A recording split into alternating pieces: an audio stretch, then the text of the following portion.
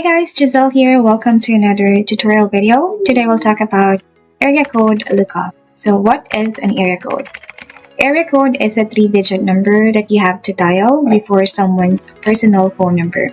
This is used to identify a specific geographic region. So if you receive a call from an unregistered number, you can use our area code lookup tool to know where the call came from. So let's get started. Go to www.searchbug.com and log in or sign up for a free account.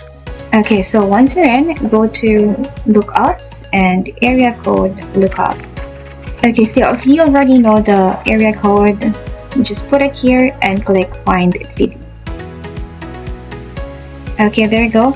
831 is in California. This still displays the location map, the time zone, and the current time, as well as the top cities. Now, if you know the location but not the area code, no worries because we can search by city and state. So let's try Las Vegas. Okay, there you go. It displays the same information. The area code for Las Vegas, Nevada is 702.